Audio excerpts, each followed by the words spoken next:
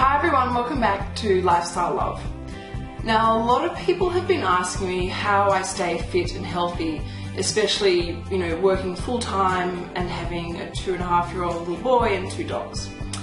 And before I disclose or share anything, I want to make sure that you know 2 things. One, I am not a doctor, I am not a nutritionist, I'm not a naturopath, and I'm definitely not a personal trainer. Second thing that you need to know is I have a shocking sweet tooth. I love cupcakes, I love chocolate, I love cheese, I love champagne, and pizza, pasta, bring it on. Having said that though, I do during the week, Monday to Friday, try and be as healthy as possible. Personally, I find if I start the day with a healthy meal, I'll feel good about myself and I feel inspired and encouraged to continue on eating healthily. So I often try and have a green smoothie at some time during the day. I'm having a salad for lunch or some sushi even, but just try and keep it as clean as possible for the majority of the day. So then I don't need to feel as guilty if I have some chocolate at night time. One thing I've been doing for probably more than 2 years is something called intermittent fasting. Now, for people who don't know what intermittent fasting is, it sounds pretty brutal and cruel, but you basically, stay away from consuming any food for an extended period of time, or you reduce your calorie intake for an extended period of time. And that period of time can range between 14 hours all the way up to, say, 24 hours. Now, I never go that extreme, up to 24 hours, because I know I just couldn't cope. But I try to fast at least once per week, if not twice. And normally I can find myself able to go for about 18, 19 hours before I have my first meal. The principle behind intermittent fasting, it's kind of like, imagine you're sitting at a desk and you're going through some paperwork, and then people continuously keep on dumping more and more paperwork, and it's piling up around you. You start feeling overwhelmed, stressed, and you start freaking out, thinking, how am I ever going to get through this? I can barely see the paperwork I'm currently trying to get through.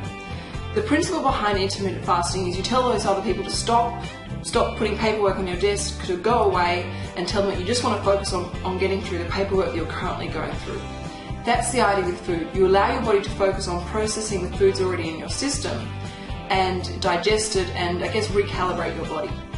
I found out about this style of, fasting or a lifestyle habit through, I think it's Michael Mosley's documentary, and I'll include a link below because it is a long documentary, but it's fascinating, and the science behind fasting is actually incredible.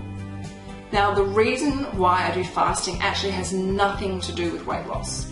And yes, I probably am a little bit lighter than what I previously was before I did intermittent fasting, but I do not do it for any weight loss benefits. If I am trying to lose weight, I just simply cut out or cut down on the processed food. Now, as I mentioned, there's amazing science behind intermittent fasting, and there are also lots of different styles and techniques as to how you can fast. And everyone, I think if you try it and you like it, you'll find your own unique way that fits in with your routine as to how to fast. But I've got 5 main points with backing the science behind intermittent fasting, so that you understand this is not about being cruel to your body, but actually helping it and helping it regenerate. One is it reduces the risk of diabetes. From fasting, your insulin level drops and your human growth hormone increases, which allows your body to repair, which is really important. 2, it reduces inflammation. 3, it improves risk against heart disease, high blood pressure, and high cholesterol. 4, in some studies, it reduced the risk of cancer, which I think is an amazing study or science alone to consider intermittent fasting. 5, it improves the growth of neurons within the brain. Now, this is probably the main reason, or the main scientific reason, that I do intermittent fasting, because it helps the growth of neurons, which reduces the risks of things like Parkinson's disease, Alzheimer's, and other sort of neurodegenerative diseases that we are coming across every day, and the studies are showing this is increasing at a dramatic rate. These are the ones that sort of frighten me the most, and probably one of my key motivations for doing intermittent fasting. Now, there are obviously the scientific reasons for considering, incorporating intermittent fasting in your routine. But there are also some personal reasons, or I guess you could say some emotional and psychological reasons why, intermittent fasting might be good for you. And I can share with you some of the reasons why I like to do intermittent fasting. I find when I fast, I have so much more energy. I jump out of bed with more energy. Amazingly, I actually don't feel hungry. A huge amount of focus and concentration skills. I find also that when I'm fasting and when I've had my first meal after fasting, I will lean towards a more healthier meal than rather than snacking on like a chocolate bar or a fatty muesli bar.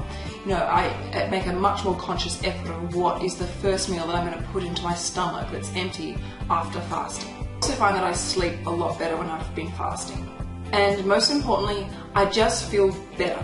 I feel like my body has recalibrated, especially if I've had, a weekend full of like lots of restaurant food or processed food. If I fast, I just feel like I've recalibrated myself back together again. Now you might be wondering, like, how do I fit in intermittent fasting in my routine?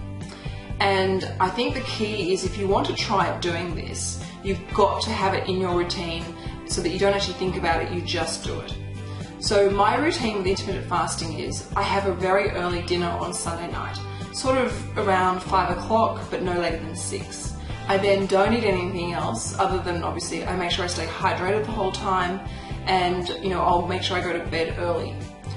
I'll then wake up in the morning, I might go for a run. If I'm not feeling like it, I won't. It depends on my energy levels, but generally speaking, because I'm fasting, I do actually have more energy than normal.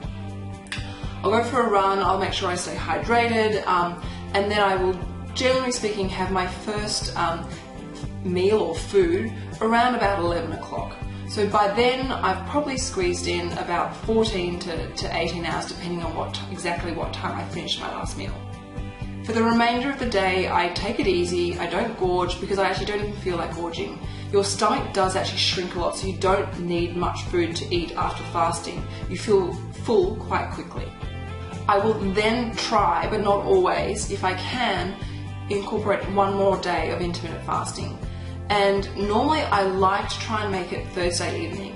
So Rocco and I will have an early meal together, and then I will apply the same principle I will skip breakfast the following day and have my first meal again around about 11 o'clock, or when I feel really hungry and feel like I actually do need to put something of substance back into my stomach.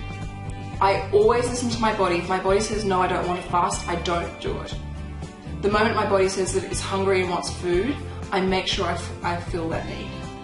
If somebody invites me out to catch up for dinner or to drinks with friends, especially on a Thursday night, I completely skip the fasting, and of course I go and catch up with my friends. This does not dictate my social life. So I hope you found this of interest. I've got lots more health and fitness tips I'm going to be sharing with you through Lifestyle Love. Again, I want to stress this is not about weight loss intermittent fasting. It is about living a happier, healthier life.